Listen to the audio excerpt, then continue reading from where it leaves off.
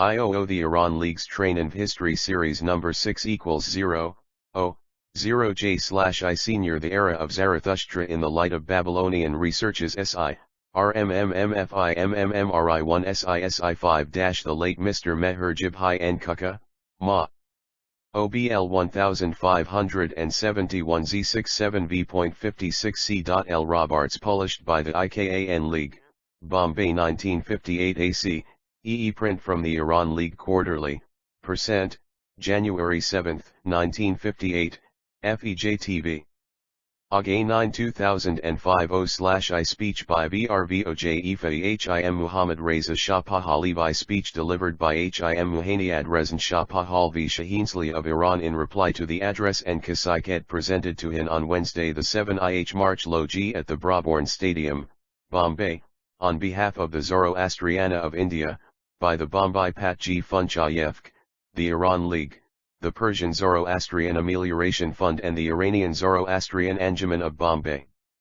O Mr. Chairman, dear Zoroastrians of Bombay, to be today among you has a significance of its own, because you people who have managed to live with dignity and to serve your new country and to prosper, is a sign that you are worthy of all the qualities that we know of you.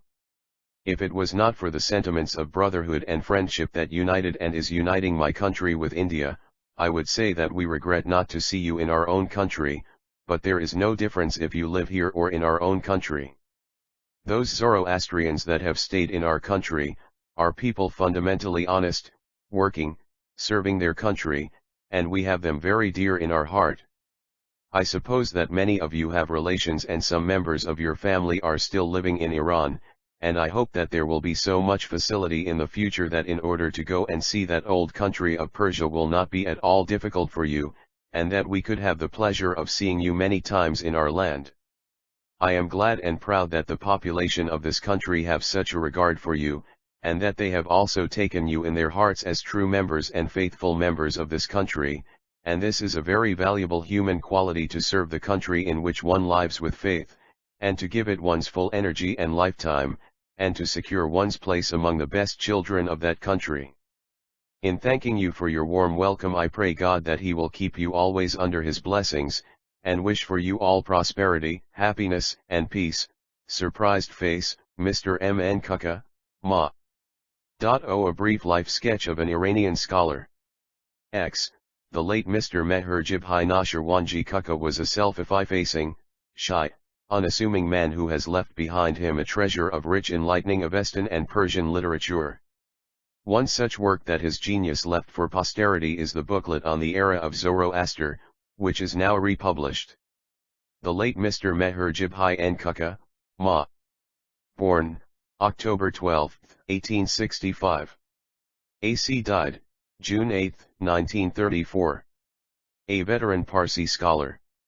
His studies Meher Jibhai's father Urbad Nashirwanji Sarabji Kuka was the Panthaki, head priest, of the fire temple at Mao in central India.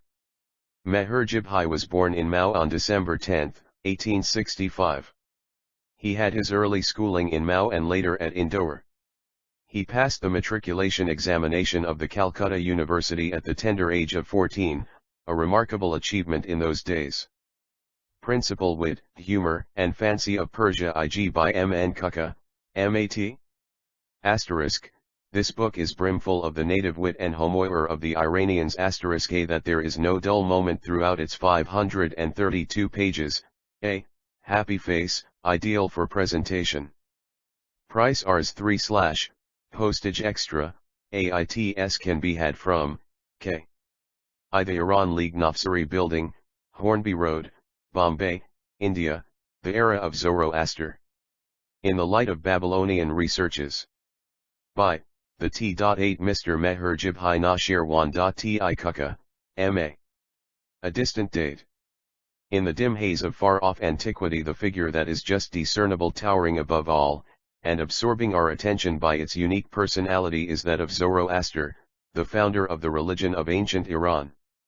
The age to which he belongs is so very remote that the eye is often deceived by an illusory image of the far-off scene. The forms looming in the distance seem to assume a protean and fantastic features, like objects seen in the gloaming, and it is not therefore strange that the personality of the prophet of Iran has been viewed and depicted diversely by men of different ages and climes.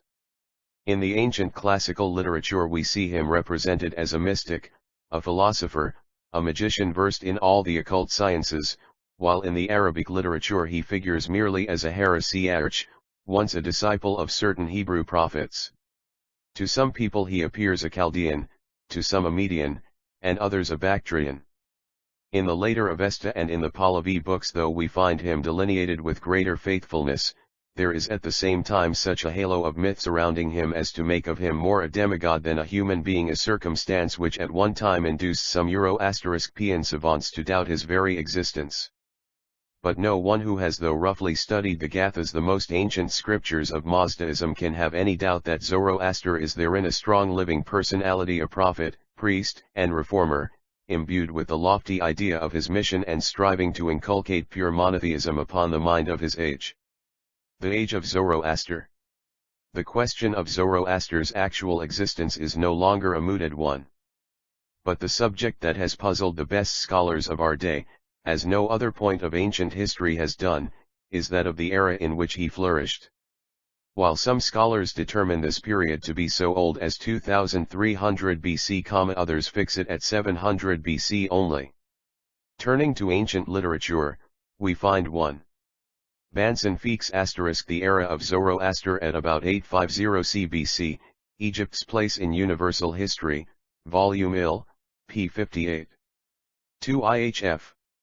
Era of Zoroaster, though Greek writers ACJ, IIEing to Lienlia IE of, Iooisins Balork Plato, or about 6350 BC, while the Pahlavi writers themselves, the followers of Zoroaster p. Ivo, the very late date of 300 years previous to Alexander, i.e. about 630 BC only. These Iranians, none of whom wrote earlier than those Sasanian period, were so far removed from the age in which Zoroaster lived, that they had a very hazy notion of the intervening centuries, and besides they were sadly wanting in historic.il knowledge. It is a remarkable fact that both the Indians and the Irani, while they cultivated other sciences, strangely neglected this branch of literature. The earliest historical documents of the Iranians are the inscriptions of the Achaemenian kings, but it is doubtful whether any the Pahlavi writers knew how to decipher them, for their writings betray a deplorable ignorance of even the names of most of the kings of that dynasty.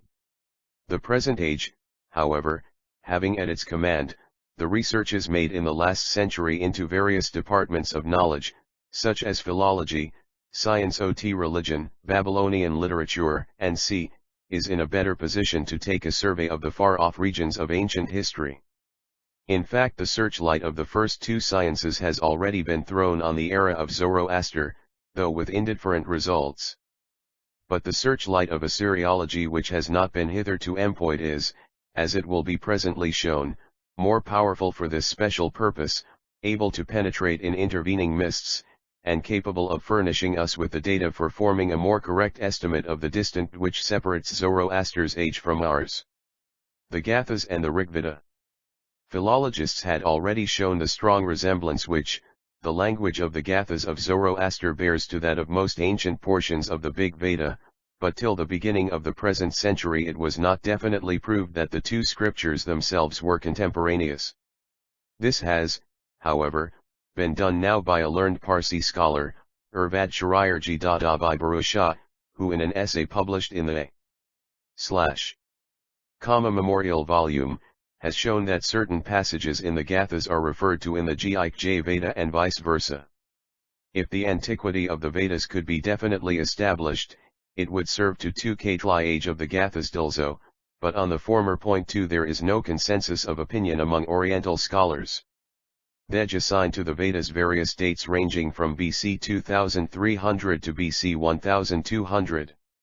Mrbal Gangadhar Tilak of Pune, in a work called Orion or the Antiquity of the Vedas, published in 1893, has the era of Zoroaster 6 shown that the Vedas were composed sometime between BC 6000 and BC 4000, that is, at the time when the vernal equinox point was in Orion, This is a more trustworthy evidence than that relied on by other scholars, viz., the evidence from the changes which a language undergoes in the course of time, for Asiatic languages are more conservative in this respect, and the changes in them occur much more slowly than they do in European languages.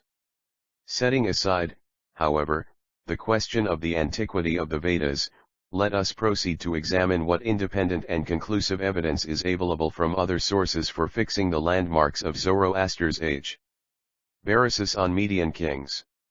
From the fragments of Berosus, the Babylonian priest and historian, which have been quoted by some Greek writers, it appears that Babylonia was in very ancient times ruled by 8 Median kings who bore the name of Zoroaster.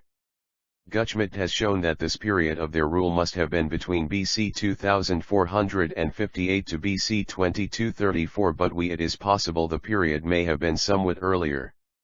Find no allusion to this rule in the Babylonian tablets and inscriptions hitherto deciphered, but we shall see hereafter what confirmatory evidence of it can be evolved from recent Babylonian researches. Jewish months. The German scholar Benfey, in a work called Monats Najdian, published many years ago, was the first to show that most of the names of the Jewish months are derivable from those of the Iranian, i.e., Zoroastrian, months, and that the order of nam.es in the former is the same as in the latter. It was not then known that the Jewish months were identically the same as those of the Babylonian calendar Oliacli had been in use since the time of Hammurabi, i.e., since c. 2300 BC. Bentis remarks therefore apply equally to the Babylonian months, and tend to confirm the existence of a Zoroastrian sway over Babylonia sometime before BC 2b00. A summary of this theory is reproduced here in a tabulated form for the convenience of the reader. 1. It is possible that they called themselves Zarathustrish, which, in the Ida language, means a follower of Zoroaster. This word transliterated into Greek becomes Zorotra / the same ai the name Zoroaster itself, which was so pronounced owing to the propensity of the Greeks to add to name the Sudat tickets s, or s preceded by a vowel. There seems to have thus originated the misconception about the 8 kings all named Zoroaster. 2. Rawlinso 3-5 Great Monarchies, Vol. I3 Vidi Civilization of the East, by Dr. Fritz Hommel. The Babylonian Akkadi names of the months were 3 or 3 nt. The era of Zoroaster Babylonian / Iants. Corresponding Iranian monthlies. Derivation. 1. Nisan 2, Lyar, 3, S. Ivandathusho or Davonmano or Babornan Spenta Janiadi or as Pandad, 1, Tarnmuds, 5, Ab, 6, Elil Fravchi Nam or Fai Vardana Shavabishta or Ardibiasht Orbitat or Korda *, 7, Tislari Tishtri Yat or Tir, 8, Marcheshvan Araita or Amurdad, 9, Kislev, 10, Tevat, 11, Rebat, 12, Adarkshathravirya or Sharivar Imithra or Mayor Apam or Aban Atro, Adar or Adara Vesta Nabazana equals New Year's Day. A corrupted form of the first syllable spento of the Iranian month. A corrupted frrmnti Jorvat. A contracted form of Tishfriya. The first syllable is a derivative of Anirita. A contrade form of the Iranian name. The identical form as the Iranian ad, I are the order of the Iranian months. In the Iranian months we notice the name of the celestial beings worshipped by the Zoroastrians. These nam.es were not given haphazard, but were based on physical phenomena, has been shown by the present writer in an essay 3% on the order of Parsi months and the basis of their nomenclature, in the Archina Memorial volume, from which a few extracts are produced here, with some additions and alterations. Dathusho or Day. This month, named after the Creator, was the first month of spring, and marked the revival, or new creation, of nature. Vohumano, Biman, named after the archangel having the special care of cattle, this was the month of mid-spring. Plentiful One. Published in Bombay, 1901.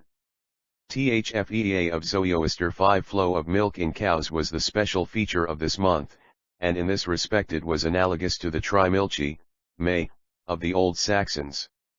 Spenta Armati, Aspend Armad, named after the guardian angel of land, this month marked the growth of flowers, herbs, and corn. A similarly named month of later times was the prairial of the French Republican calendar. Fravashinam, Farvardin. This was the month dedicated to the spirits of the ancestors.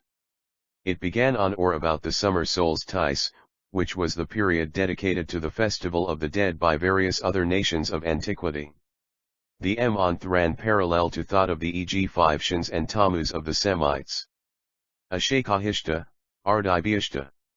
Named after the Amashaspenta presiding over heat, this month was the hottest part of the year, being the second month of summer and co-extensive with the dog days, with the Garmapada of the cuneiform inscriptions of Darius, and with the Ihevmador of the French Republican calendar. Orkadh, Kordad. Named after the Lord of the Waters and of the Clouds, this was the month in which, for the most part, the sky was overcast as a result of the evaporation which had been most energetic in the previous month. Tishtruha, Tyr, named after the star Tishriyat or Sirius, who was regarded as the bringer of Ian. This was the month in which the rain set in, and which commenced with the autumnal equinox. In very remote ages the achronical rising of Sirius marked the advent of the rainy season. Amarita, Amurdad. Abundant growth of vegetation, due to the rainfall of the previous month, characterized this month, which was consequently named after the Lord of Vegetation. Akshat Ravarya, Sharivar. Satisfactory explanation of which this name was given to the 9th month from the vernal equinox has not yet been discovered. Mithra, Mare. Mithra means increasing daylight. The month named after this angel was the first month of winter, and one. Owing to this being the calving season. Gilgay theory about this month receives confirmation from the name of the Babylonian second month Lyar. Professor Jastrow, speaking of this month, Saya, in his Religion of Babylonia and Assyria p. 464, footnote, Lyar is described by Agerios of ideographs heard and to prosper. Is there perhaps a reference to cows giving birth to calves in this month, the early spring? 6. The era of Zoroaster commenced at the winter solstice. From Oliakli point the day begins to increase in length. Apani, Avan. Literally the waters. But this name is generally coupled with that of Ardavasur, the female Yazida presiding over rivers and on purification.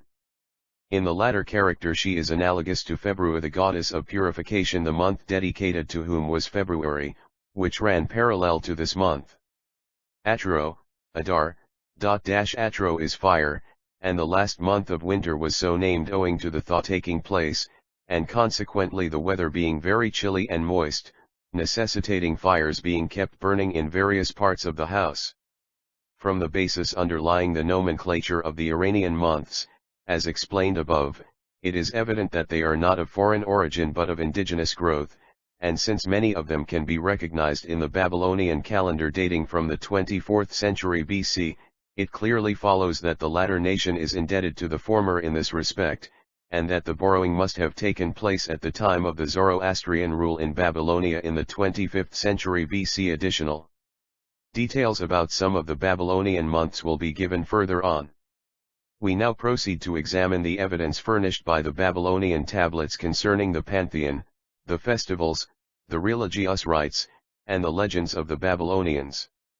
It would not be out of place to give here, for the benefit of those readers who are not acquainted with Assyriological researches, a short account of how these tablets were discovered and what they treat of. In the year 1802 Monsieur Botta, the French consul at Mosul, while making excavations of certain mounds near Khirsabad, unearthed the remains of an Assyrian palace. The sculptures and Manu won when Mithraic worship was introduced into Rome, the festival of the new sun god, which Wa3 known as Dies Natalia Solis Invictus, the birthday of the invincible sun, was celebrated on the winter solstice day, i.e. on the December 25th, Old Style. The Egyptians in their paintings represented the winter solstice sun as infant. The purification day of the Romans fell on the IND of February.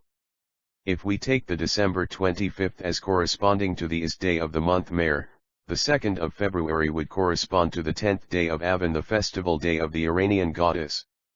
In like manner, a little backward calculation will show that the 7th day of Amurdad, the festival day of the archangel presiding over vegetation and fruits, corresponds with the 1st of November, on which was celebrated the Roman festival of Pomona, sacred to the goddess of fruits and gardens. 3. Summarized from Professor Jastrow's work cited above.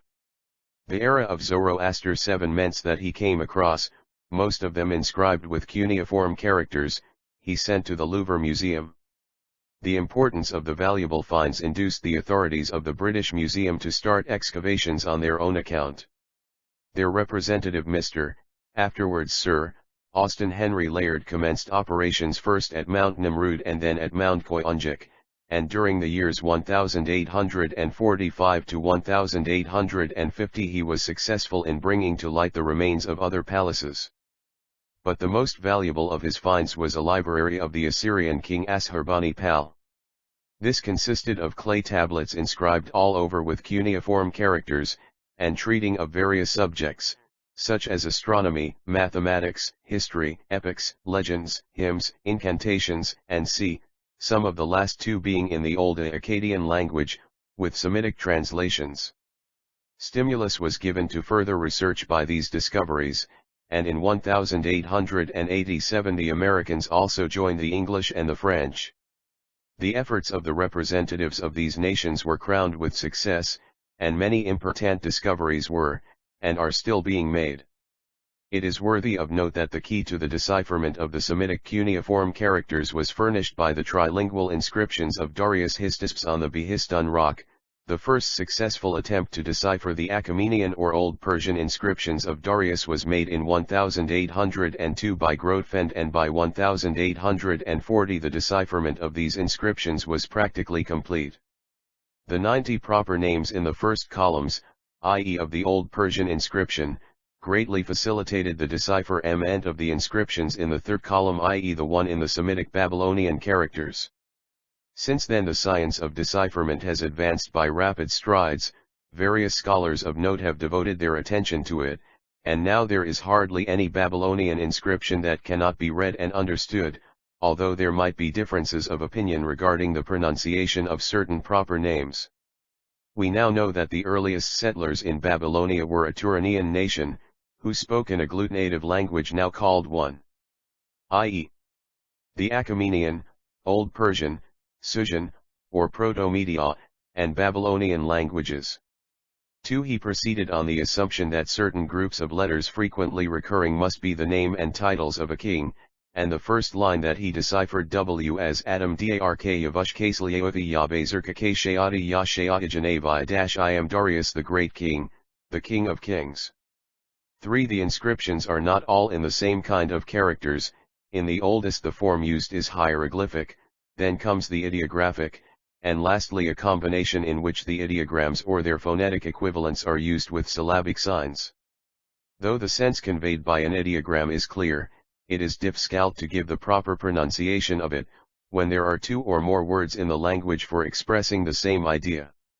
8. The era of Zoroaster Akkadian or Sumerian, and that Tla'i were followed by the Semites who intermingled with them and adopted their religion, so much so that after a time the language used by the combined nation for the ordinary purposes of life was the Semitic language, but the one used in the religious chants and hymns was the Turanian.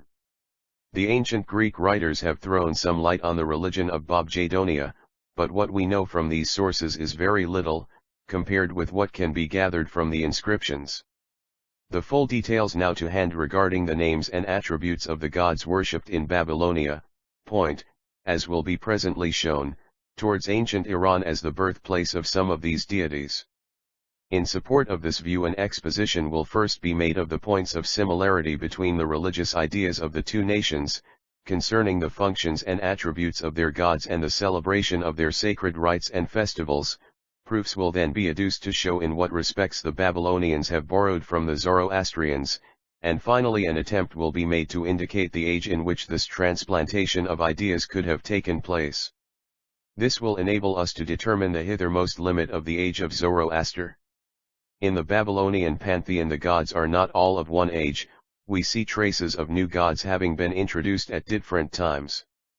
For our present purpose the classification followed will be, with some slight modifications, the one given in Professor Jastrow's excellent book on the Belgian of Bahá'í Ionia and Assyria, viz. 1. The gods prior to the days of Hammurabi, I.e., before BC 2300, 2. New gods appearing in the historical inscriptions from the Timmi of Hammurabi and his successors, and 3. New gods appearing from the time of the Assyrian Empire. Gods prior to the days of Hammurabi. Among these, the following are of special note. He called also Ea Enyov. He was god of the waters and of health. As a water god he was also the giver of fertility and plenty. He was a god of the physicians, and it was he that was chiefly invoked in the incantations, for curing all sorts of diseases.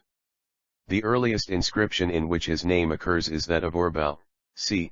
2800 BC. The name he is composed of two elements that signify house and water. The Greeks translated Ea by Kionos, time, and regarded the two gods as parallels. 1 Jastrow, OPCIT, p. 136, 2. Do. p. 64. The Ea of Zoe Kostek 9. The corresponding Amisel Saspanta, archangel, of the Zoroastrians is Orvidat, or Kordad, who presides over waters, and the seasons. Orvidat means health, as well as abundance and plenty. In Yashts 2 and 4, and in the Surazas wherever there is a mention of this Amishaspenta, we find mentioned in the same breath the Yaira Yamsha Hashitoish or the yearly good dwelling. Orvidat is also met with in the contracted form Orvat. In the Avesta, he, or Yaf is possibly a further contraction of this. Additional points of similarity between these two gods, the Babylonian and the Zoroastrian, will be brought forward in the section treating of Marduk. Bao also read Bagash. She was the goddess who fixed the destinies of men, and provided abundance for the tillers of the soil. Her worship was much prevalent in the days of Gudea, c. 3000 BC. Her festival had assumed such importance as to serve for reckoning the commencement of the year, which took place in the beginning of spring, on the first day of Nisan, and it was known as the Zagmuka, i.e., the New Year's Day. The Avesta name corresponding to this is Bagha. Bao, Bagha, and Bangha are philologically the transformations of one and the same word. For instance, a name Avrithra Bangha occurring in Yash 13, 106, becomes Avrithra in the Dinkard. A Bagha, in the Avesta language, has several meanings: 1. Portion, 2. Luck, fortune, 3. Divine power, distributor, one who apportions, destiny. In the last sense it is used in Yash 7, 5.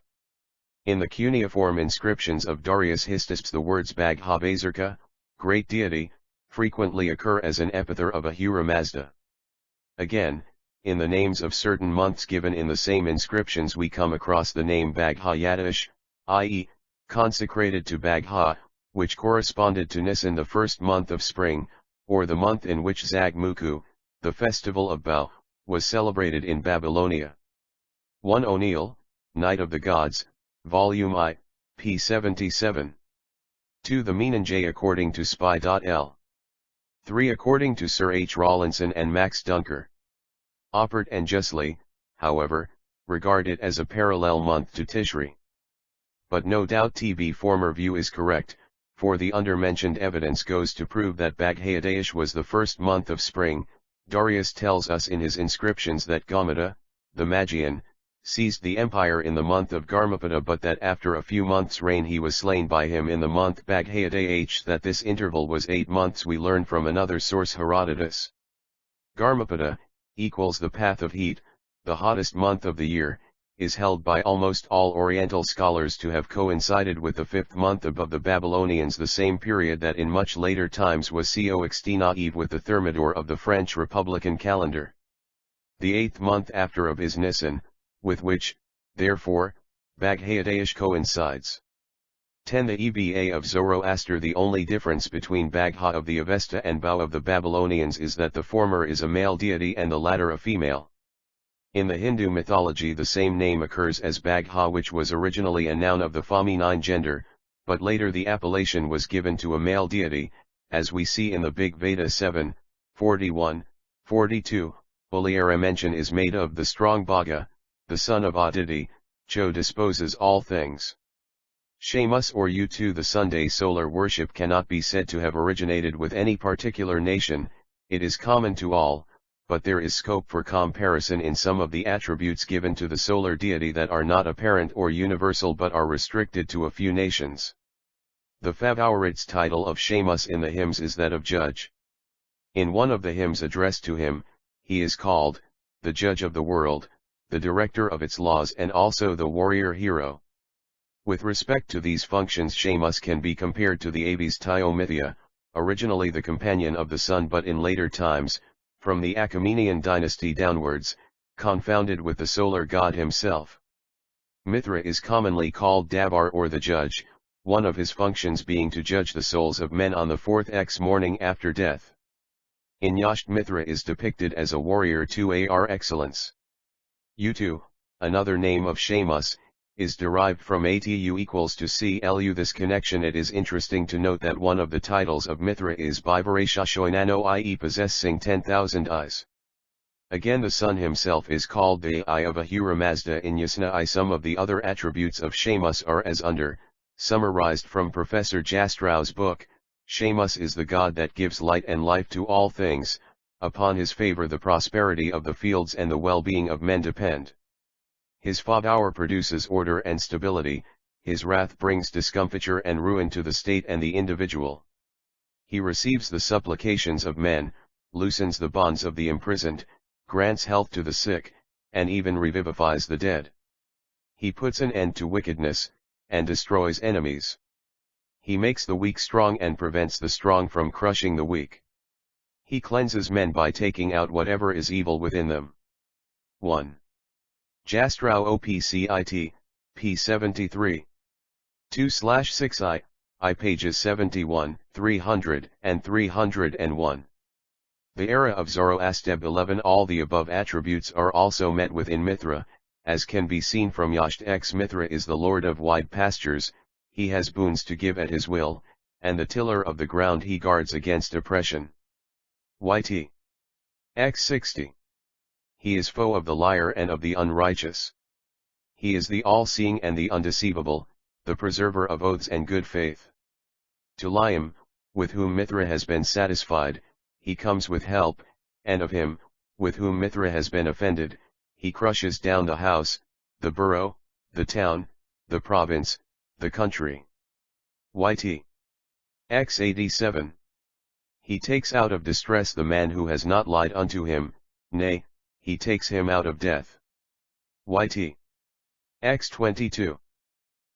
He is a keeper and protector of the dwellings of those who lie not. YT. X 80. Him the poor man who follows the good law, when wronged and deprived of his rights, invokes for help, with hands uplifted. YT. X 84. He listens to appeals and in him is placed the decision for the good law. YT. X 61, 64. He is the right Lord and Master of the world, and the best cleanser of the creatures, of the world, and he is the giver of health. YT 5, 92.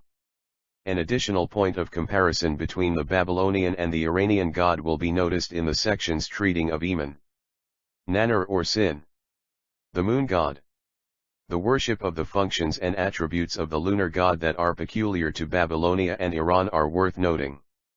In an inscription of Urbau, c. 2800 BC, the moon is called *Gochithra I.E. keeper of the seed of the bull. In a hymn to Nannar we find the moon god addressing as the Lord F. increase, granting water, establishing dwellings, and granting gifts, one at whose command nourishment streams forth, vegetation sprouts forth, and life is increased. The moon god of the Iranians possesses similar attributes. In Yasht 7, he is called prosperity-giving, water-giving, wheel-giving, the healing, and the one that causes the plants to grow. Ninshuk and Nia-Ib Ninshak, i.e. the lord of the wild boar, was the Babylonian god of war. his name is suggestive of the fierceness and courage of which the animal is the type. As a warrior he was at times identified with Ninib, the Assyrian god of battle and victory, who was worshipped under the form of a winged bull. The characteristics of these gods meet in the Iranian Yazida Zarathustra, whose name signifies victorious, smiter of the one. Jastrow, OPCIT, pages 308, 304. To this IA a provisional reading, as the name is written in ideograms. 12. The Era Uf Zoroaster enemy. In Yaslit X70, we see that when Mithra oes to battle, in front of him marches Zarathustra in the form of a boar, wrathful, strong-bodied, and sharp-tusked. From Yasht 14.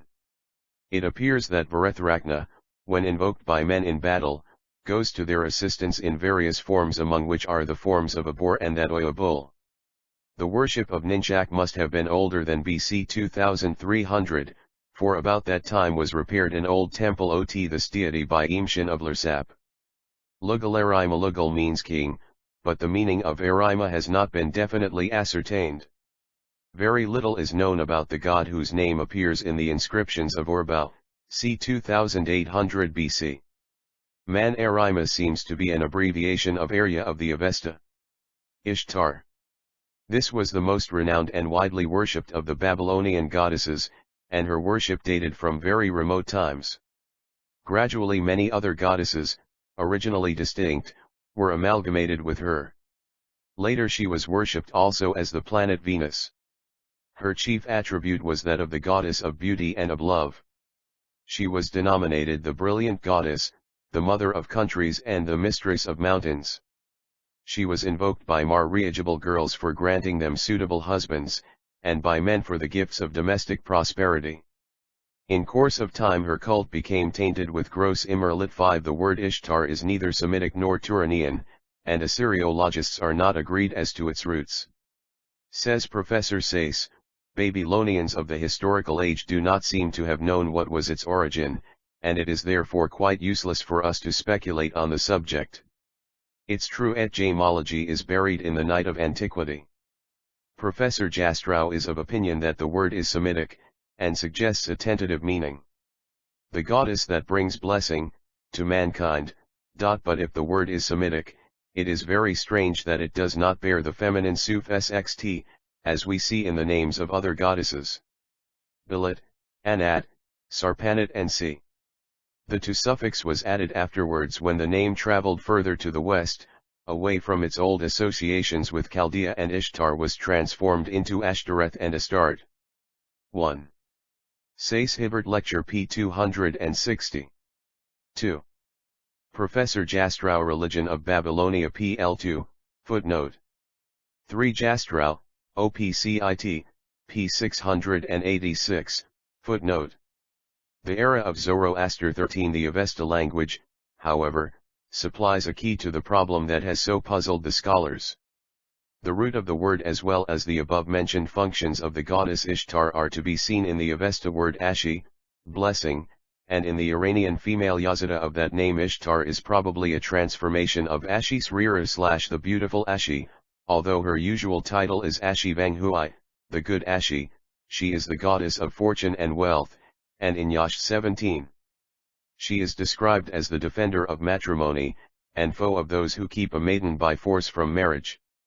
She is beautiful and radiant, and to maidens she grants the beauty with which they please their husbands.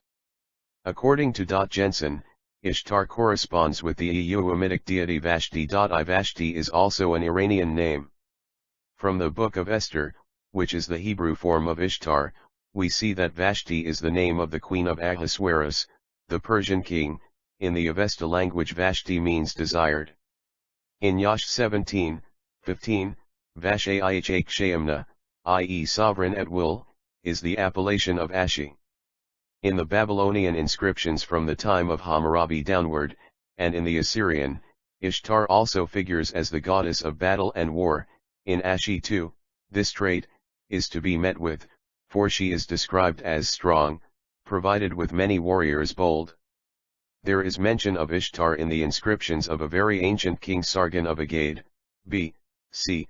3800, and no doubt her worship was older still, Dumuzi subsequently better known as Tammuz. Dumuzi means the child of life. He was a solar deity and at the same time a patron of agriculture and a god of the nether world. There was an annual mourning for him in Babylon, in the 4th month Tammuz, which was sacred to him. A corresponding Iranian deity is the Yazid Adam or Dami Upamana, which word can be translated the symbol of creation. In Yasht X, 9, 66, and in Yasht 13, 47, he is mentioned as the companion of Mithra, which explains the solar aspect of the Babylonian god. His connection with the world of the dead can be seen from Yasht X 66, 13, 47, Yasna LXXI, 23, and the Saraza, where he is invoked along with the Frabishis Manes, of the Good One. Yasht 17, I2. Some scholars translate the cursing thought of the wise, but the above meaning is the better one. 14. The era of Zoroaster. A further mention of Tammuz will be made in the section treating of the festivals. Nergal. This god, in his main characteristics resembles Seaosha of the Avesta. It is true there is no similarity in the pronunciation of the two names, but then it should be borne in mind that Nergal is written ideographically, and it is possible that another way of pronouncing the name may be hit upon hereafter, which would be more akin to the Avesta name. With Nergal has been identified a god Lugalbanda. The latter is another name of Nergal, as can be seen from the fact that while in the inscriptions of Singashid of the dynasty of Uruk, mention is made of Lugalbanda in the list of the gods worshipped by him, we find that another king of the same dynasty, Singamal, places the name of Nergal exactly where his predecessor mentions Lugalbanda. The meanings of the two names are also nearly identical. Lugalbanda equals Nagal, strong king. Great Lord. The ideogram Lugal, equals king, can also be read as Saru, which in the Babylonian Semitic language has the same meaning, and the ideogram Banda can also be read as Us, which in the Babylonian Akkadian language means great, powerful. So the phonetic equivalent of the two ideograms is Saruus, which comes very near to the Avesta word Sraasha.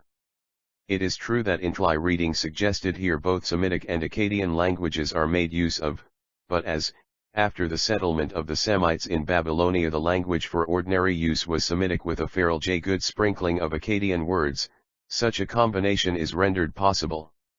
Even if the suggested reading stand not the test of philology, the identification that is sought to be established between Nergal and Sraasha will not be affected thereby, as it is based not merely on phonetic equivalence of names but on the close resemblance between the functions of the gods, as will be presently shown. Nergal was the ruler of the nether world and had command over all demons and evil spirits.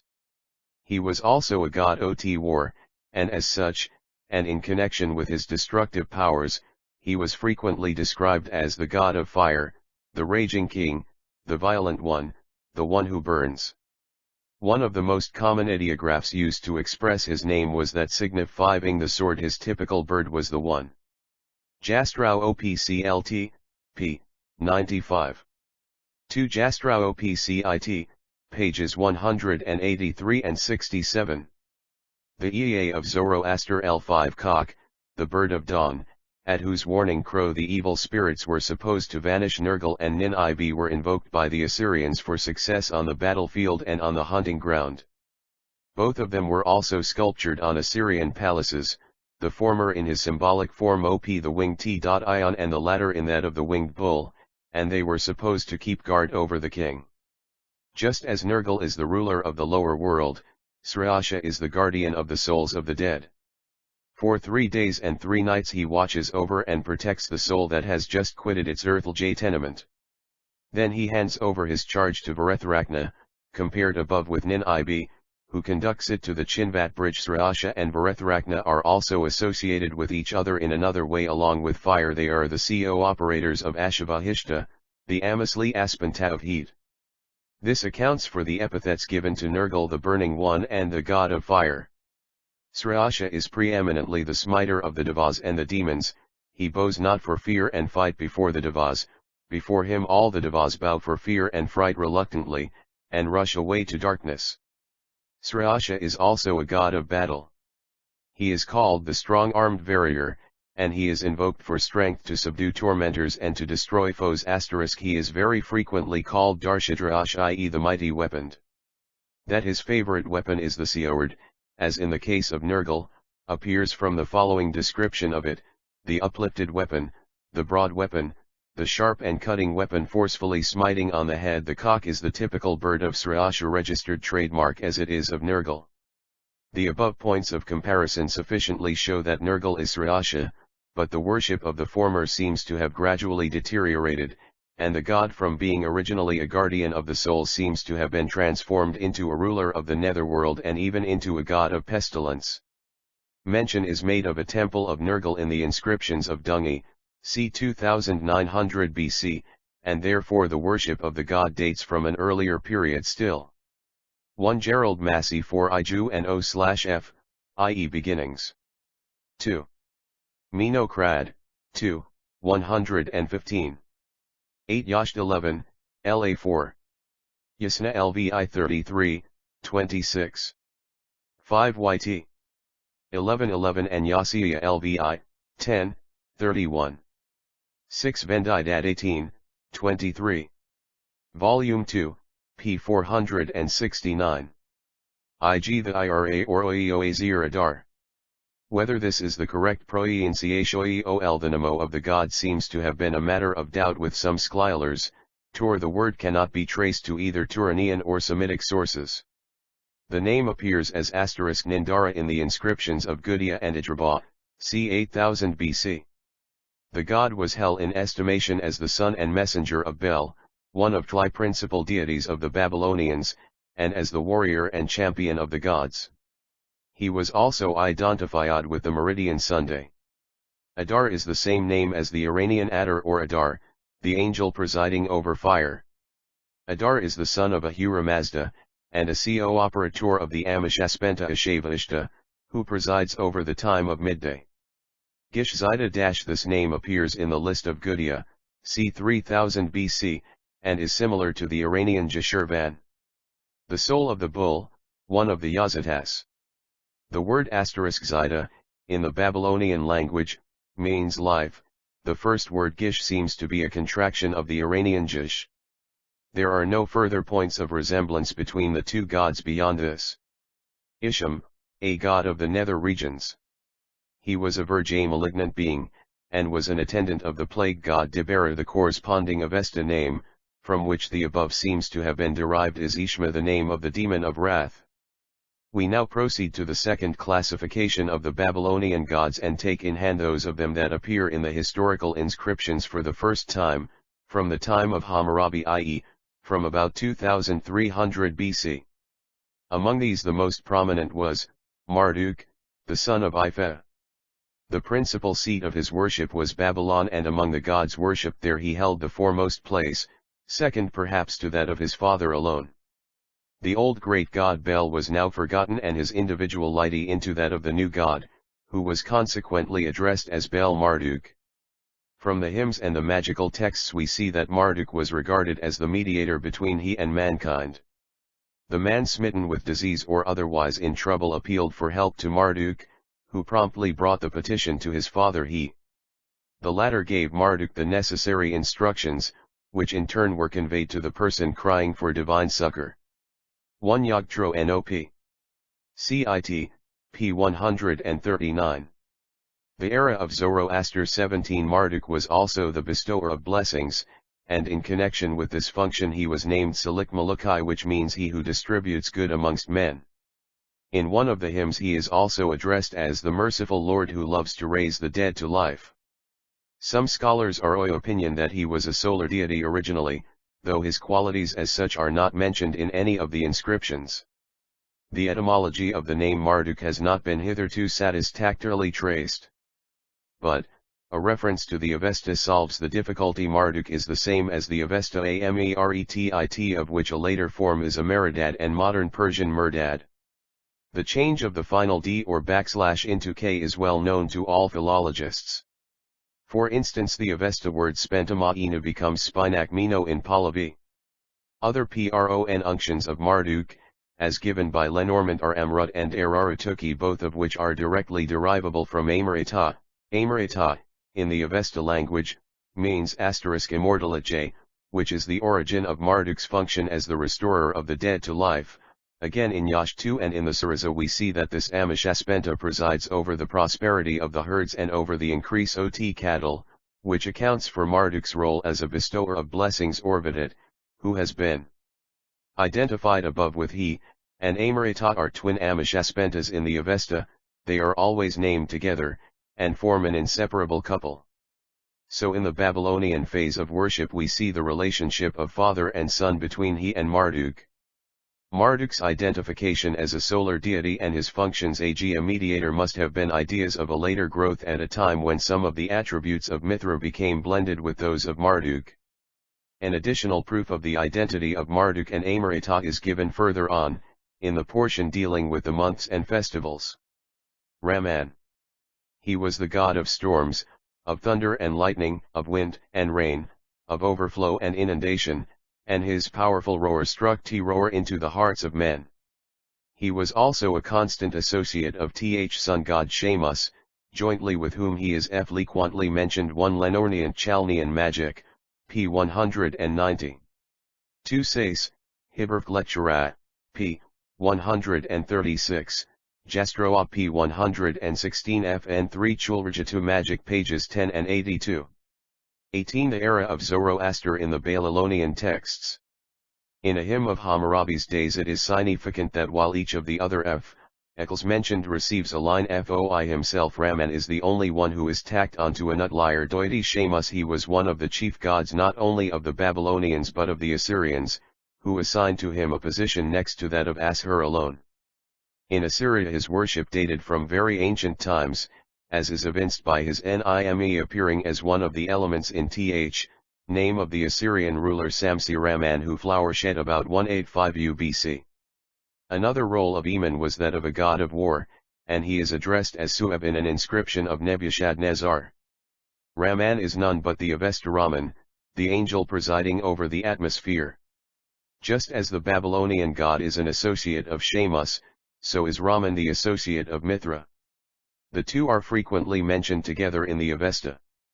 In Yash 15, dedicated to this Yazida, the very chapter commences with the words Yazai Pemshan Hagem Shot I sacrifice to the waters and to the distributors of the same, which explains the role of Raman as the god of rains and of the overflow.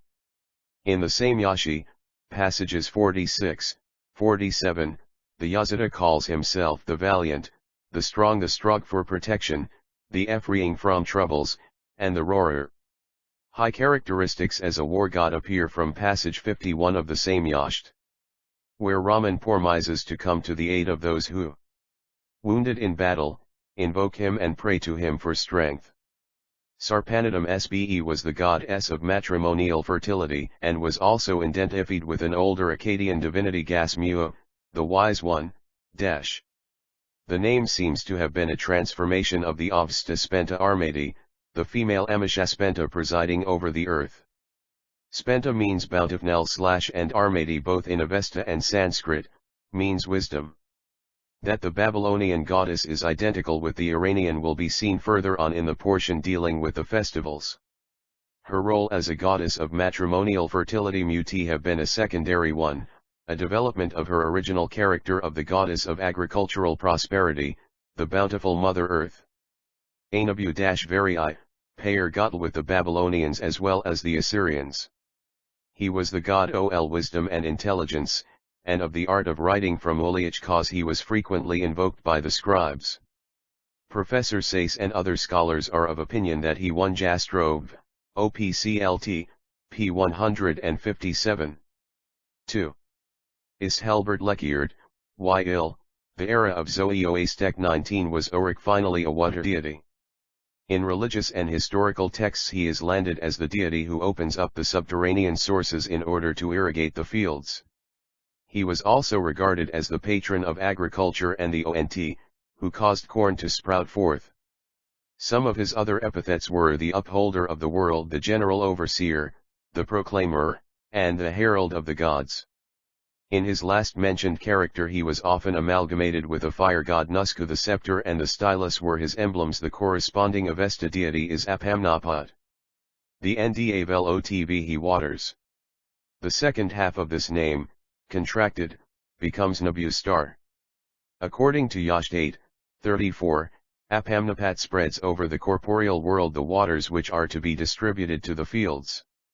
In Yast 19:52, we see him described as the god who helps one at his appeal, whose ear is the quickest to hear when he is worshipped, and the god who made man, who shaped man, epithets which are very similar to those of Nabu as the general overseer and upholder of the world. Dr. Geiger believes that the Iranian deity represents the lightning which dwells in the clouds. This aspect of Apamnapat might explain why Nabu was called a proclaimer. Tur lightning is a proclaimer of the rainstorm. Apamnapat is frequently invoked with the fire Yazatanayi Hosunga, and there is an intimate connection between them, just as there is between Nabu and Nusku. Nusku equals a fire god, who, though appearing in the historical inscriptions from the time of the Assyrian rule only, was well known in the time of Hammurabi, as can be seen from the religious texts. The Babylonians regarded him as the messenger of their principal deity Bel-Marduk, but in the Assyrian period his function had developed into that of a messenger of the gods in general. Li was, on the one hand, amalgamated with Jabil the fire god, and on the other identified with Nabu. The compound ideograms in which high name is written include the same sign, the stylus or scepter that is used to designate Nabu. It seems Jabil and Nusku were originally worshipped as fire gods in different places, and were amalgamated as the Babylonian Empire grew in extent. 1 Cities. 2h The Vatflow for Ilda Shoithra Olilchkun, also Helian-lated countries or JJJ-tro RDIJOII, of Akibai and UF mid-AI, RIAV, JIO. 0 The Era 01 Zoroaster. In an Asrian inscription of Aslui Ban Pal, Nusku is described who as the Oiil plurify sovereignty. Nusku is an abridged and corrupted form of the Avesta Ner Yosunga, the name of the messenger of Ahura Mazda. THF Iranian deity is described in the Adish Naish as the one Whc dwells in the navel of kings, which tallies with the Assyrian monarchly's description of Nusku. In Yasna LXXI and in other passages we find him frequental / associated with Apamnapat, as we see in the case of Nabu and Nusku. This is easily accounted for on the supposition that Amnapat, though a water deity, is also, in his character of lightning, a fire god. The presence of Nusku was indispensable in the temples, when sacrificial gifts were offered to the gods, or any religious ceremony performed. The idea underlying this was the belief that fihi sacrifice consumed by the fire was conveyed to the gods in the form of the ascending smoke. Hence the fire god becomes the messenger between the gods and men. The same idea is traceable in the functions of Naryosunga of the Iranians and Agni of the Hindus. The scepter as the symbol of both Nabu and Nusku has also its origin in the Iranian myths. The scepter is the materialized form of the Kureno or glory so frequently described in the Avesta. In Yash 19 there is mention of the Akaretum Kureno, or the imperishable glory belonging to the pious, for obtaining Parsis Zion, of which there is a struggle between the forces of the good spirit and the evil spirit, whereupon the glory swells up and rushes into the sea Vaurukasha. Here it is at once seized by Apamnapat, who is therefore the possessor and preserver of the imperishable glory, symbolized by the scepter of Nabu. Another kind of glory, called the Kabayam Kureno or the kingly glory * is preserved by the angel of fire, as appears from the frequent allusions to it in the Adish Naish. Nusku, the Bab / Ionian fire god, is therefore represented with a scepter. We now come to the gods peculiar to the Assyrian pantheon. Amongst these the foremost place is held by Ashur. He was the supreme god of the Assyrians, and not only were his statues placed in the temples, but his form was also represent the EA of Zoroaster 21 ed on the militarch standard to ensure his presence with the army wherever it went. The standard consisted of a pole surrounded by a disc enclosed within two wings, while above the disc stood the figure of a warrior in the act of shooting an arrow. This emblem of Ashui was represented in Assyrian sculptures, on the palace walls, porticos, and prominent places, and with some slight modifications, it seems to have been copied in the Achaemenian sculptures egerting the root of the word Ashur, professor, and is observes as follows: the name of Ashur is frequently represented by a character which among other ideographic values had that oi good. The Emi was accordingly explained by the Assyrians of the later historical age as the good god, with a reference perhaps to their own words Asuru righteous asterisk and Asirv. Righteousness. I believe, however, that the derivation of Ashur too should be sought for in the Avesta language. The Semitic words Asirn and Ensur to have in them the Avesta root Asha, righteousness. Either Ashur might be another form of the Avesta Ahuha, the supreme Zoroastrian god, whose name appears, in the Ig Veda Asha as Jasra, or perhaps Ashur has two component parts, i.e. righteousness, the name of the third Amashaspenta, and Ahura, which combination we see in the name Ashura occurring in Yash 13, 113. Ahura Mazdas, this name occurs in a list of Assyrian gods.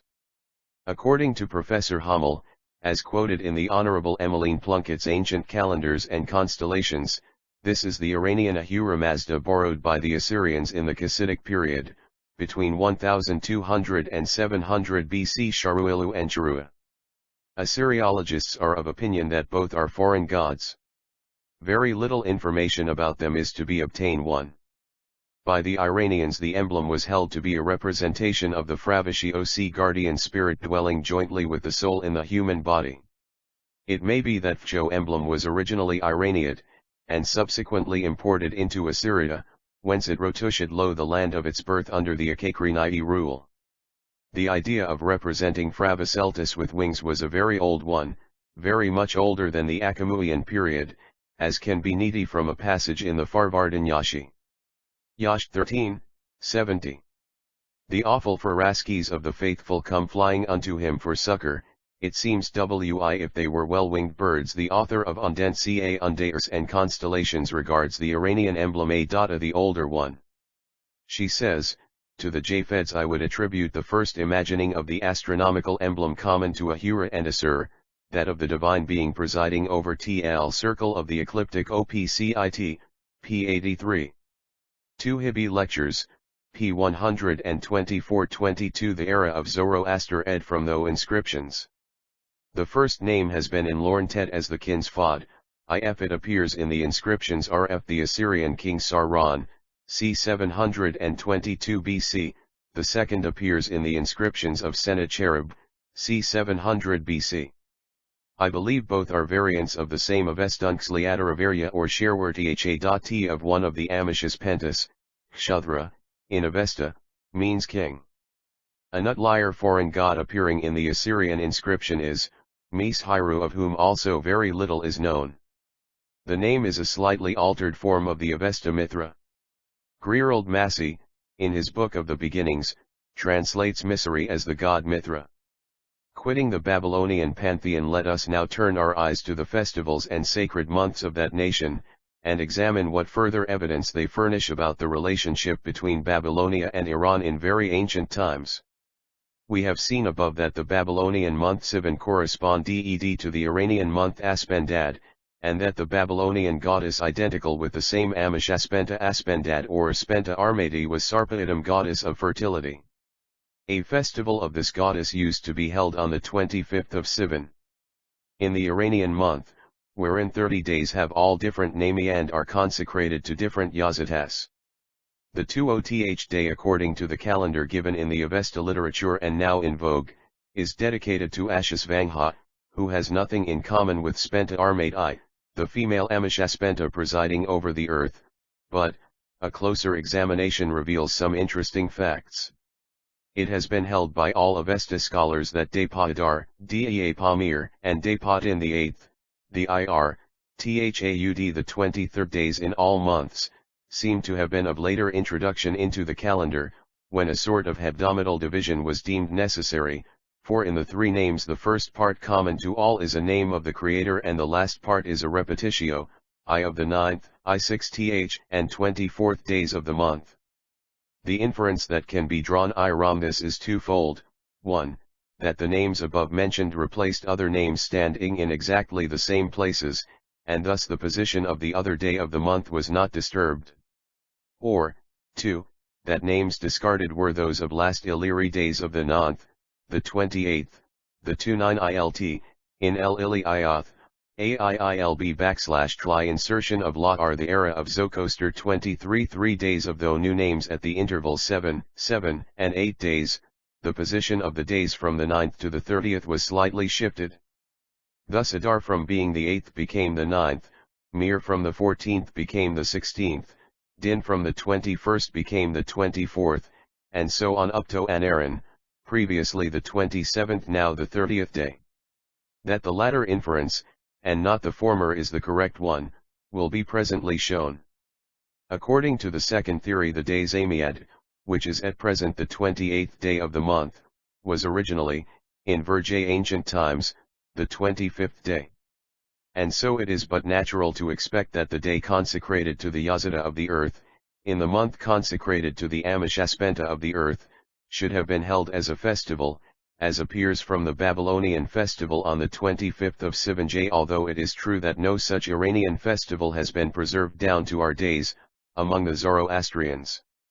The above theory receives further corroboration from a Babylonian festival in the month of Tammuz. It has been shown above that this month corresponded to the month Farvardin of the Iranians. It is not known on what particular day of the month the Babylonian festival was held, but from the Jewish calendar, which was borrowed from the Babylonians and has been in use since the captivity, it appears that the 17th of Tammuz was held as a fast. Now if we take off, as explained above, the days Day Piadar and Day Pamir from the Iranian months, the 17th day is Farvardin, of the same name as the month, a festival day of the Zoroastrians. IHE Babylonian ordinary year was one of 360 days, and this was brought into harmony with the solar year by intercalations of various kinds, one of which was the insertion of an intercalary month every 6 years. This month was named Elu, which, as we have seen above, corresponded to the Iranian month Khordad. Whether the Iranian mode of intercalation in very remote ages was similar or not has not been definitely ascertained. The traces hitherto discovered of the oldest Iranian year point to a year of 365 days and not 360. But that the Ameshaspenta Khordad or Orvidat had something to do with intercalation is apparent from the fact that in the Avesta wherever there is a mention of this Ameshaspenta there is at the same time, an invocation addressed to the seasons and to the year, the Ameshas 1. In the Assyrian year, which was a lunisolar one, the month intercalated was second Adar 24 the EBA of Z0R0A91 ER Penta Orvidat praise we. The prosperity of the seasons praise we, the years, the pure, lords of purity praise we. We have seen above that the Babylonian month Marcheswan is the same as Iranian month Amarita, and that the Ameshaspenta after whom the Iranian month is named is identical with the Babylonian god Marduk. This receives confirmation from the fact that although Marduk had the foremost place in the Babylonian pantheon, the month sacred to him was not the first month Nisan, but the 8th month Marcheswan. We shall next deal with other points of similarity between the Babylonian and the Iranian belief, such as those concerning the myths and legends, the hymns and the sacrificial rites, demonology and incantations. After a brief survey of the evidence furnished by these, as well as by certain geographical names and words common to both languages, we shall try to ascertain which of the nations has borrowed from the other, and when and in what respect has such borrowing taken place. In the cosmological myth of the Babylonians we see that before the creation of the universe two things were in existence. Tiamat, the goddess of chaos, and Apsu, the primordial ocean. In Tiamat is noticeable the Avestarut Timau equals darkness, and in Apsu the Avestarut ap water. In the Babylonian account of the deluge, the only man who, along with his family, escapes from the universal calamity, and from whose progeny the world is repopulated, is named Khasisadra, pronounced Xisuthros by the Greeks. The name is the same as the Avesta Ajashyatherda or Hashadar, the future savior of mankind. According to the Iranian belief, Khasisadra means very pious, and Akshyatherda means growing piety, according to Dr. Geiger. The Babylonian account of the deluge differs totally in other respects from the account given in the Vendidad, of the snowstorm which took place in the time of Jamshed. but in the former the god who causes the deluge is Eman, a deity whose appearance in the Babylonian pantheon dates from about BC 2300, or shortly after the rule of the Zoroastrians in Babylonian. The Babylonians believed that each man had his own patron god and goddess who made his welfare their peculiar charge, and to whose service he was specially devoted. In any trouble or affliction he would first turn to these two deities and implore them to exert their influence. 1. Instead of prosperity of the seasons, some translate. 2 Jastrau OPCIT. p. 505, footnote, the yearly good dwelling. The era of Zoroaster 25 in his behalf. These guardian deities resemble the Fravishis worshipped by the Iranians. Among the demons whom the Babylonians feared the most may be mentioned the Ikamu and the Ashuku. The Ikamu was the wandering shade of a man who had not received proper burial, and he was held to be very malicious, bewitching all whom he met with, and causing them grievous sickness. In the Avesta is mentioned a wicked equals demon Akmnain, the root underlying which, viz., aka wicked, evil, is probably the root of Ikamu also. Ashuku was the demon of wasting diseases. According to equals Professor Sayce, the word is the Akkadian *A6 strength destroying. But the word seems evidently to be of Aryan origin. In Sanskrit Ashukti means want of strength, weakness, and in the Avesta Iska * is illness, weakness. In order to keep away the demons and prevent their entering the houses, the Babylonians used to hang up in the house, probably at the entrance, tablets inscribed with extracts from the religious texts. Similar custom which has survived among the Zoroastrians is that of writing in ILV characters on a piece of paper a religious formula and pasting such paper on the door, on the 5th day of the month Aspandad, in order to secure the dwelling against the inroad of demons and obnoxious animals. The Babylonian priests were divided into many classes according to the special functions assigned to them. Some had to attend to the sacrifices, some consulted the oracles, there were those whose function was to exorcise the evil spirits, and again others who had to keep watch in the temple at night. The time that was deemed most suitable by the exorcists for the exercise of their functions, for breaking the spell of the demons and driving them away, was night time, and the gods of night were specially invoked for the occasion. The Iranians too had their priests divided into several classes. There were the Zaotas who performed religious ceremonies, the Frabartars who arranged the materials used in the sacrifice, the Atharquans who tended the fire, the Srahashavarisas who weapon in hand were supposed to scare away the evil spirits from the sacrifice, and others. Moreover, the ceremonies for exorcising the demons and controlling their evil influences were performed at night time, as can be gathered from the Ivis Ruth Ramga prayer, wherein the time of night is referred to as set apart for the functions of the high priest, the 1. L.W. King Babylonian Religion and Mythology p. 209. Also see Lenormant Chaldean Magic, pages 199 to 201. 2 Hibbert Lectures 455. p. 26 The EA of Zoroaster Zarathustra Tema. The Vendidad, properly 6 Devodata i.e., the chants given tor use against the Devas, was, and is still, recited at night time i.e., from midnight to morning. Among the Babylonians, as well as among the Iranians, and several other Aryan nations, the privilege of exercising the priestly functions was reserved for certain families, and any physical blemish was regarded as a disqualification for the calling. In order to charm away diseases, the Babylonians in their incantations, invoked by name certain medicinal herbs and weeds. Similar invocation occurs in the Vendidad, XX, 3-6. Another Babylonian mode of curing a patient was to recite incantations in which the diseases were one by one named and cursed, and were commanded to leave the body. The primitive Iranian mode of healing was similar as evidenced in Yash 3. And Vendidad XX. 7-10. In the Babylonian religious ceremonies a water basin called apsu was indispensable. So has it been in the Yasna and Vendidad, recitals of the Zoroastrians. Another sacred object in the Babylonian ceremonies was the ship, shaped like a crescent, for carjaying the gods. A similar object used by the Zoroastrians is called the mahar or moon shape, which is used as a support for the hare's marods.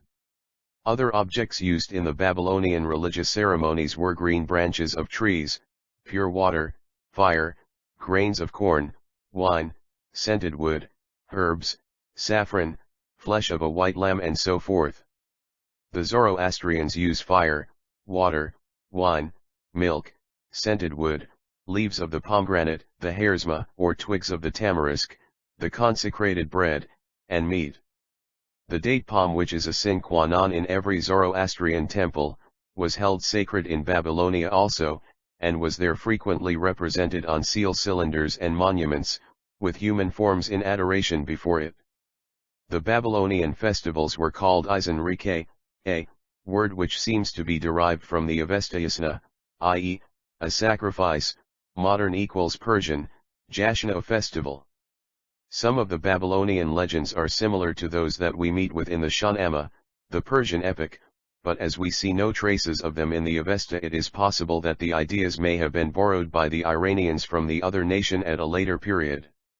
Sargon of Agada, who flourished about 3800 BC, says in one of his inscriptions that after his birth he was abandoned by his mother. 1 Sasehibert Lectures p. 539. The era of Zoroaster 27, who set him floating on the Euphrates, in a basket, that he was rescued by Aki, the gardener, who brought him up as his own son, and that later, by the favor of the goddess Ishtar he came to be a king. According to the Shahnameh, the king Darab shortly after his birth, was similarly left to his fate in a basket set floating on the Euphrates, and he was picked up by a washerman who brought him up. A Babylonian hero Etna had friendship with an eagle. At one time when the wife of Etna had difficulty in childbirth, the eagle procured for her the plant of birth which ensured safe delivery. A similar story is told, in the Shahnameh, of Rustam's father, Zul, who had friendship with the Simurgh, the griffin. The mother of Ustam had great difficulty in giving birth, and was in a critical condition, whereupon Zul sent for the Simurgh, and it was due to the bird's valuable advice that the mother was safely delivered. The Babylonian legend also informs us that on another occasion the eagle carried Etna up to heaven, and that after they had passed several gates of heaven they fell down. The part of the tablet narrating the accident which befell them is broken, but it appears from another tablet that both of them escaped with their lives. A somewhat similar account in the Shahnameh is that of Kaikous, who had an ambition to scale the heavens. To gratify this whim he had a light throne constructed which he placed on the back of 4 eagles and took his seat thereon. The eagles bore him aloft, but after a while they fell down en masse in a desolate place whence Kaikous was picked up alive by his attendants. We now proceed to examine the evidence furnished by certain Babylonian words and geographical names. We have already seen that some of the Babylonian words are similar to or have their origin in the Avesta language. Few more words are given here for comparison. It must however be borne in mind that the words have undergone certain transformations according to the rules of philology. Thus the sound of R in Avesta becomes *R in Babylonian, and similarly C/I becomes *G, H becomes KH and so forth. 1 LWK_I_G Babylonian Religion and Mythology p. 198. 2/6 ID pages 184 to 185. 3 Motive TB Babylonian words have been taken from Gerald Massey, Book of the Beginnings Volume 2. 28 The era of Zoroaster Babylodian, Semitic. Kitty, earth. Bar, child. Kama, heat. Sisu, 6. Deity, long, lasting. Sem, wheat. Deity, gifts. Faru, day, zi, life. Sharu, a king. Samu, sky. Tuhamai, twins. Kar, walled round, a fortress. Aristu, chief. Daenu, a judge. Aasanu, priest. Avesta. Gaetha, world. Puthra Persian son. Hama, summer, Kshwaz, Persian Sish, 6. Deriga, long Hashem, flower, corn. Dain, bestowing. Y, sun, shining, G, to live. A, king. Kh Saradhara chief. Asmo, sky. Yema, twin. Vara, an enclosure. Aralu, chief, Dana, eligious law, the faculty of discernment. A Isvant, priest. Babylonian, Akkadian. Hatkar 1a mountain. By, 2. Kar, Avesta. Hara, a mountain. By, 2. The era of Zoroaster 29 URWA seems to have its origin in the of the Vendidad. Lagash is the Haga phonetic equivalent of mentioned in the Vendidad. Another more Babylonian city, called Mar or Maru, resembles in name the, or Marv, of the Vendidad. The name of the two rivers of Babylonia, the Euphrates and the Tigris, furnish another indication of the source from which these names are derived. According to Professor Jastrow, the Babylonian names of the rivers are Parat, i.e., the river Your Excellence, and Idiklat, i.e., swiftness. But this does not account for the way in which the Greeks pronounce these names, nor for the prefix eu in Euphrates. To me the names appear to be of Iranian origin. Yuf equals rates is the same word as the Avestaic apa Efrad, prosperity equals giving waters, apa water, and Efrad, prosperity giving, while the word Tigris is identical with the Avestaic Tyrf equals asterisk an arrow, the river being so named from the rapidity of its flow. We know that when new colonies are established by any nation, the names of the towns, mountains, rivers, and sea, in the new country are often named alter those in the mother country, as we see in the case of many Australian and American places. A similar cause led to the naming of the Babylonian places after those in Iran, for, as is shown hereafter, there is a great probability that the earliest known settlers in Babylonia, the Akkadians, came there from Iran. With regard to the similarity shown above in certain points of the ritual, the sacrificial appurtenances, the worship of the guardian deities, the demonology and incantations, and the legendary lore of the two nations, the data that we have are not yet sufficient to enable us to adjudge the claim of priority. But when we come to the worship of the celestial beings or gods, we tread on firmer ground, and from the philological and other evidence to hand we are in a position to decide which nation has borrowed from the other. Similarity of belief among two nations does not necessarily mean imitation on the part of either. Psychology teaches us that certain religious ideas spring up spontaneously in nations far removed from each other in points of time and space, and such is specially the case in the worship of the powers of nature. But even in this worship there are certain ideas that are not capable of producing the same impression on the human mind, ideas that are not likely to have been independently developed in different nations, and when we come across such, it is worthwhile pausing to examine whether they are of native growth or a foreign graft. In such and other cases of similarity, a right conclusion can be come to if based on the following principles. 80 The era of Zoroaster. 1.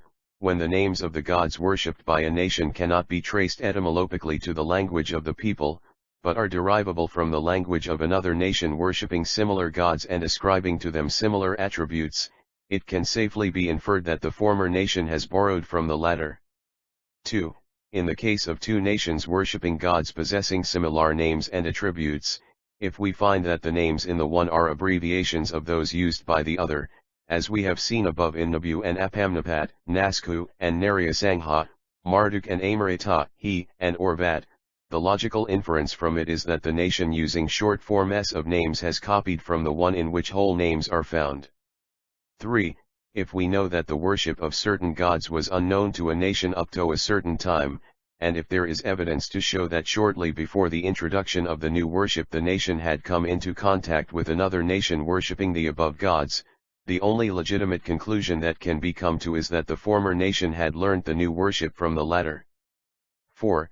The science of religion teaches us that in all religions there is at the beginning a tendency towards a multiplication of gods, each god being assigned a separate function, but in the course of time the gods become amalgamated, as we see in the case of Nuskujabil, Nuskunabu, Bel Marduk, and C, of the Babylonians and Amun Ra, Osiris Apis, Serapion, and C, of the Egyptians. If then we find that in a particular nation there are two gods slightly differing from each other in their functions, while in other nation the two have become amalgamated into one god, or there is one god endowed with the attributes of both, the inference is not wrong that the phase of worship in the former nation is the older one. Take for example Mithra. Mithra, as his name implies, is originally daylight, he is not the sun, but is distinct from it, though in later times both were confounded, and when the Romans adopted the Mithraic cult they meant by Mithra the sun god only. Similarly we see in the Babylonian sun god Shamash the incorporated functions of Mithra as the judge, and in Marduk the characteristics of Mithra as the mediator.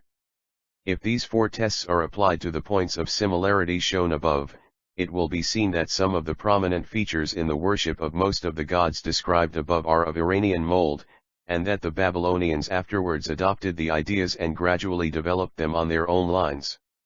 The era of Zoroaster 31. It now remains for us to ascertain when and how this transplantation of Iranian conceptions on Babylonian soil could have taken place. For this purpose it will be necessary to give a list of the Iranian Iqazatas who served as prototypes for the Babylonian gods, together with the date of the earliest inscriptions in which the corresponding Babylonian gods are mentioned. In the Assyrian period we come across Ahura, Mithra, and Kshatravirya in the inscriptions of about 2300 BC. We notice Spenta Armati, Ameredat, Apa Amnapat, Naryasangha, Raman and Mithra, as Shamash the associate of Raman. In the inscriptions prior to the above date we find traces of Bharethrakna, Dami Upamana, Mithra, as Shamash the judge, Magha or the moon god, and the demon Ishma. Orvidat in the inscriptions older still VBE recognize an Aryaman, c. 2800 BC, Srasha, c. 2900 BC. Bagha, Adar, and Jashurban, c. 3000 BC, and Ashi, c. 3800 BC. From this list we may set aside for the present the gods known in the later or Assyrian period, as they do not much help towards establishing the great antiquity of the Iranian religion, and we may also leave out of consideration the sun god and the moon god, regarding whose cult the evidence to hand is not quite sufficient to show which nation was the first to assign to them certain peculiar functions. Jashurvan may also be left out of consideration, as the materials for identifying with this Yazida the Babylonian god Jishzida are somewhat meager. Regarding Spenta Armati, Amarita, Raman, Nerjeo-Sangha and Apamnapat whose counterparts appear in the Babylonian pantheon from about the time of Hammurabi, we have strong testimony in favor of the priority of their worship.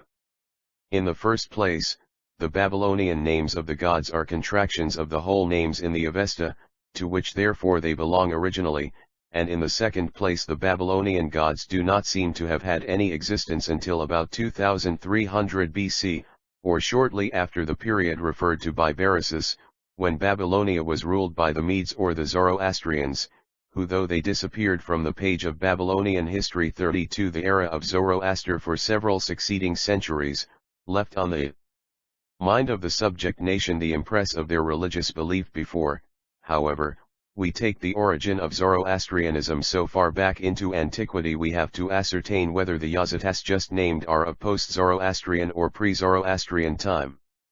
The Iranian deities worshipped prior to the time of Zoroaster were also common to the Vedic Aryans, and among these we come across Apamnapat, Armati, and Naryasangha. But Raman and Amarita are nowhere mentioned in the Vedas and are purely post-Zoroastrian deities. In the Gathas of Zoroaster the word Amarita is frequently used in its abstract sense, and at times, for poetic effect, the idea is personified. The latter use led to the transformation of the abstract idea into a separate entity, or as an archangel, in later times. We have then so far, arrived at the conclusion that the age of Zoroaster is prior to BC 2300. In the inscriptions earlier than this period we have seen the names of Bagha, Aryamana, Varethrakna, Adar or Adar, Dami Upamana, the demon Ishma, Orvidat, Srasha, and Ashi. The first four are pre-Zoroastrian deities, as their names occur in the Rig Veda also. About Dhammi Upamana and Ishma further research is necessary, and these may therefore be left out, but the last three, Orbitat, Srasha, and Ashi are decidedly post-Zoroastrian. They make their appearance in the Gathas as abstract ideas, occasionally personified, as are noticed in the case of Amrita, and their transformation into Yazatas is a subsequent development. Since the female Yazata Asht, as Tli Babylonian Ishtar, appears in the inscriptions of about 3800 BC, it may safely be presumed that the Zoroastrian religion and consequently the age of Zoroaster, are of an earlier date still. In our quest of the age of Zoroaster we have thus arrived at the hoary antiquity of 3800 BC, but the object of our search lies still one. When the Media, mentioned by Berosus as ruling over Babylonia, had, by Hammurabi or his successors, been driven out of northern Mesopotamia, they were replaced by Semitic settlers who adopted, to a certain extent, the religion of the nation Vifam. They had Diaposyed coming into a region where for nearly 2,000 years the monotheistic Medes had been established. They, to avert the wrath of the god of the land, adopted to a certain extent his worship. A7 Isaian calendars and constellations, pages 84 and 85.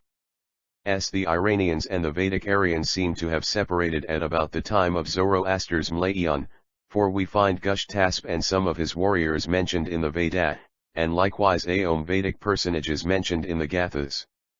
3. This does not mean that all the yashts and other prayers are of similar antiquity. What is proved here is the antiquity of the worship and not of the Ikradings. The oldest scriptures are the Gathas only. The era of Zoroaster 33 further off. We have still to traverse several centuries ere we can reach the hithermost outposts of that memorable epoch. To form an estimate of the length of this intervening space we shall now have to examine when and how certain religious ideas and norms of speech of the Aryan nation came to be adopted by the Babylonians. The Median rule of the 25th century B.C. accounts, as we have seen, but for a part of the resemblance we have noticed, it throws no light whatsoever on how the gods worshipped previously to that age found their way into the Babylonian pantheon. The explanation of this should be sought in another direction. The earliest hitherto known people that settled in Babylonia were a nomad tribe speaking a language classified as Turanian or of the agglutinative group. The parts that they settled in were called by them Shumir and Akkad, and hence their language has been differently termed Akkadian or Sumerian by modern scholars. There is historical evidence to prove that even so early as 4500 BC they had a well-established form of government. Their Assyriologists concur on the point that these Turanians were not indigenous to the soil, but came from some other country. If we examine the elementary characters of their cuneiform writing with a view to discovering what the internal objects were which they originally represented, we find that the nature of the objects thus formed into graphic signs seems to indicate as the original seat of this writing a land other than Chaldea, a more northern region with a very different fauna and flora. The Akkadians were well supplied with the names of metals, though no metallic ores whatever could at any time have been found in Chaldea. Moreover, the Akkadian word used for every kind of camel is one that can be etymologically explained to have been originally intended for a special variety, the two humped animals of Bactria. From these and other facts, Orientalists have come to the conclusion that the original home of the Babylonian Turanians was the mountainous district of Central Asia. The name Akkad, given to a portion of their old settlements, signifies in their language mountain or high country, a name given in remembrance of their old home, although it was at variance with the character of the locality in which they now dwelt. The Turanians were followed by the Semites, who gradually extended their sway over the whole of Babylonia. The two nations. Bohettan Voices of the Past, p. 165. 2 Lenotmant Chaldean Magic, p. 859. 3 Robertan Voices of the Past, p. 28. 4 Lenormant Opcit, p. 360. 34 The era of Zoroaster soon amoloamaked and came to have the same religious beliefs in common. The Semitic language was used by both for ordinary purposes. The Akkadian was reserved for religious literature. The Semites must have arrived much earlier than 400 BC, lore in the time of Sargon, 3800 BC, they had already succeeded in building up an empire. There are many indications that they too came from the north, so it appears that the original home of the Babylonians was Central Asia, the same regions which were occupied by the Indo-Iranian nation. That these Iranian regions were not occupied solely by the Aryans but were peopled by non-Aryan nations as well, appears also from the Avesta. Happy face. Another circumstance that points to the dwelling together of the nations speaking the Indo-Iranian and the Turanian languages is the mysterious signification they attributed to certain numbers. 60 was one of the numbers to which such importance was given by the Babylonians. Cycle of 60 years was called SOS 10 SOSA **na, and 60 SOSA Sir. The Chinese, another Turanian nation, have also a sacred cycle of 60 years. The Hindus too reckon by Brihaspati cycles of similar numbers of years, and besides they divide the day into 60 gadis, each gadi into 60 pals. Another sacred number both among the Turanians and the Aryans is 7. Week of 7 days is an institution in almost all these nations, and the days of the week are named from the same celestial objects and in the same order. A Babylonian goddess Davkina, the wife of He, bears the same name as Devki, the mother of the Hindu god Krishna. All these circumstances point to the fact that the Babylonian Turanians, before they came down to the plains watered by the Tigris and the Euphrates, dwelt with the Indo-Aryans in the countries of Central Asia. This then explains the presence of Iranian gods in the Babylonian pantheon, the similarity in geographical names, and the sprinkling of Avesta words in the Babylonian language. The latter one. Robert and Voice of the Past p45. 2. Geiger Savili 2 Atio 7 I of the Eastern Iranians, translation of Dater Darab Vol. I, p. 19-24. 3. A passage from the Gatha seems to allude to this circumstance. In the 8 RD Gatha, Yasna XLIB, we find Zoroaster complaining of the hostility of a certain person mentioned as the very strong Benva. This person must have been a Turanian of the same race as the people so frequently referred to above, for we have seen that Bods, in the Akkadian language, means strong. The era of Zoroaster 35 people had made these things their own when they were dwelling with the Iranians in the same regions, and when they came down to their new home they of course brought these ideas along with them. It now remains to be seen when they separated, whether before the advent of Zoroaster or after. When we see that the worship of the Iranian Yazatas Sraoshat or Vat and Ashi was prevalent with the Babylonians in the most ancient times, and also bear in mind that these Yazatas are of a post-Zoroastrian age, the only conclusion that we can come to is that the separation must have taken place sometime after the age of Zoroaster.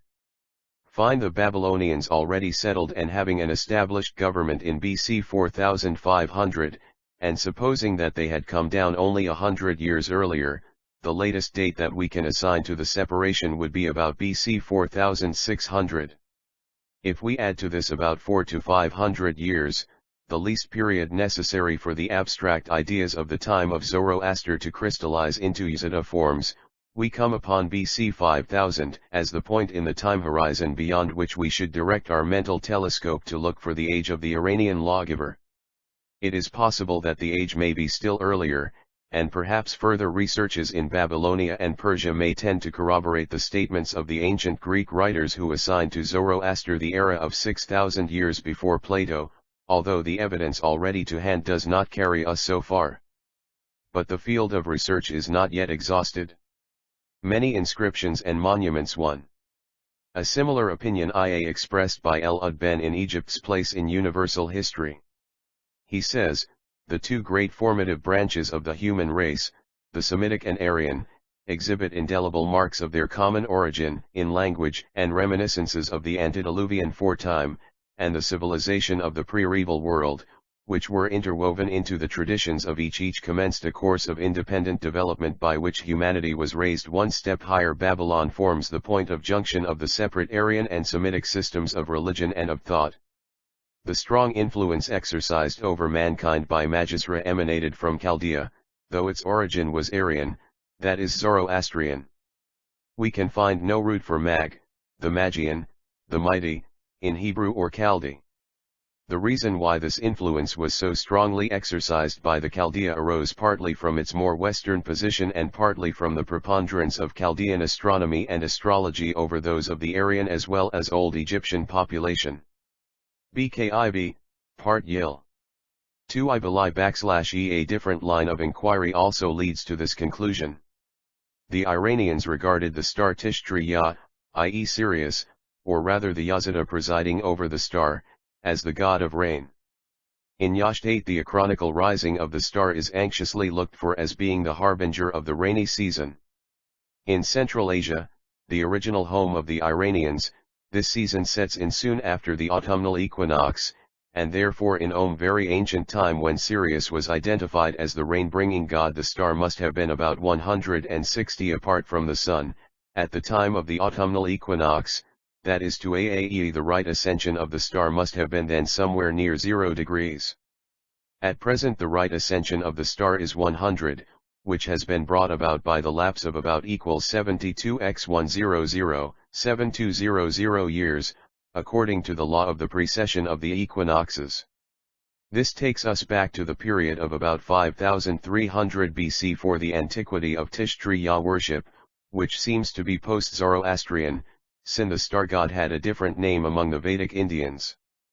36 The era of Zoroaster are being unearthed every year, many still remain to be deciphered, and when these shall have all unbosomed themselves of the secrets they hold, the mist that envelops the age of that renowned philosopher and prophet of antiquity will, at no very distant date, be dispersed, and we shall be in a position to gauge more accurately the distance that separate him from us. As it is, the Babylonian inscriptions have rendered no little service in the matter. They have amply repaid the debt which they owed to the inscriptions of the Zoroastrian king Darius for furnishing the key to their decipherment. In conclusion, I have only to add that my acquaintance with the Babylonian and the Avesta literatures not being first-hand, I may, very likely, have gone astray in some respects, but though my conclusions might not be held valid on all points, it would be a matter of satisfaction to me even if this paper merely serves to direct researches into a new channel, which might lead to fresh discoveries concerning the Zoroastrian religion. And we note, we have been approached by some scholars that this important article may be reprinted in a pamphlet form for wider conweculation. Approve of the suggestion. Ed LLQ.